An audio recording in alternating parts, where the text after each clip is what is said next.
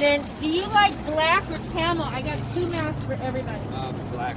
Andrea Henson is handing out masks this morning to homeless people who live along the freeway in Berkeley, California. A homeless activist and civil rights lawyer, Henson also gives out food, vests, and tents, and cleans up camps. It doesn't make sense for us to be giving them all these things to stay safe and clean when they live in squalor. California, one of the richest economies in the world, has the greatest number of people in the U.S. who live outdoors.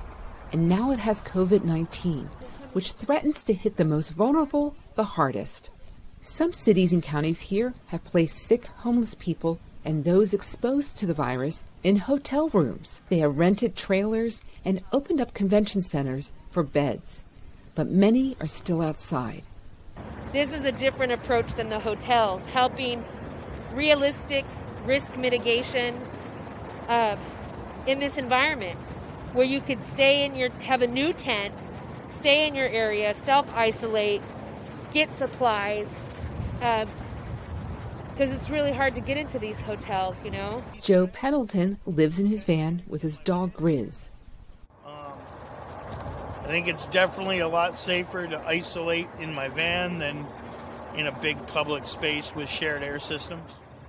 Pendleton, an Army veteran, works with volunteers to set up makeshift hand-washing stations at homeless encampments. We've come up with our own system of moving people through camps if we suspect they're sick, so they're quarantined from everybody else. We're homeless, not helpless. Jessica Prado is a Lyft driver who has stopped working because of the pandemic. She lives in a recreational vehicle. So if anything, we have spread information within ourselves, make sure that our neighbors know what's going on, make sure that they know about the shelter-in-place order, because a lot of my house people don't have phones, so they cannot stay up with the news. Officials in some cities are looking to buy hotels so that after the pandemic, people aren't kicked back on the street.